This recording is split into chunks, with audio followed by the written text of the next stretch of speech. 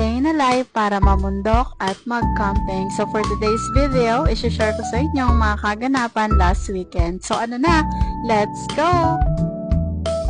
Tanghali na nga kami nag-start maglakad. Hindi naman siya mahirap kasi sanay naman kami since yung mga kasama ko is mga unggoy.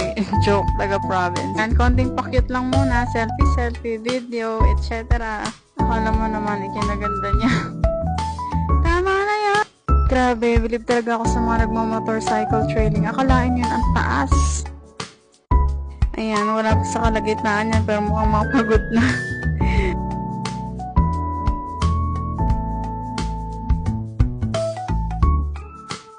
Actually, hindi naman kami nahirapan kasi sanay naman sa lakaran yung mga kasama ko. Medyo mabigat lang talaga yung bag. Iba talaga pag dinadocument mo yung mga gala mo, yung mga nangyayari sa buhay mo. Kasi in the future, maaalala mo lahat yan eh. So, it doesn't matter kung may nanonood o wala, at least masaya ka sa ginagawa mo. Medyo malagkit na tayo sa part na to, kaya ayun, nagpahinga na muna. And taran! Hindi ko alam kung ano pinagsasabi ko dyan, basta naalala ko ang pangit ko. Nagpahinga lang kami saglit dyan, kaso umalis din kami kasi ang daming mga langgam. So, ayan nga pala yung mga ka-work ko, si Ate Roma and Teo. Dati na kasi silang nag-hike, kaya ang bibilis maglakad. Kaya ayun, ang hirap maghabol, gaya ng ginawa mo. Char! Medyo nakarating na nga kami sa taas. Ang ganda dito, ang hangin, nakakawala ng stress talaga. Walang masyadong tao sa campsite na to that time, siguro dahil hindi ganun kaganda yung panahon. Ang ganda dito, sobrang relaxing, nga lang wala kang naabutang sunset kasi medyo makulimlim.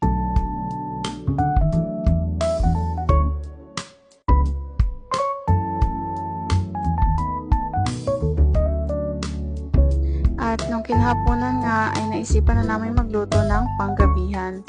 Ewan ko ba, pero masarap na sarap ako sa mga gantong ulam kaysa sa karne. Yung mapapa-underize ka talaga.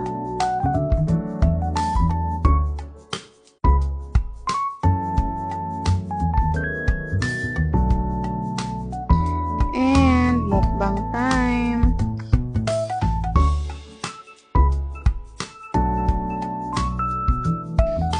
Medyo struggle lang sa part na to kasi umaambon, din sobrang dilim, pero carry naman.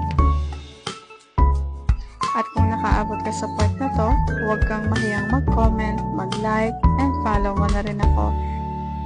Salamat sa pagtsatsagang manood!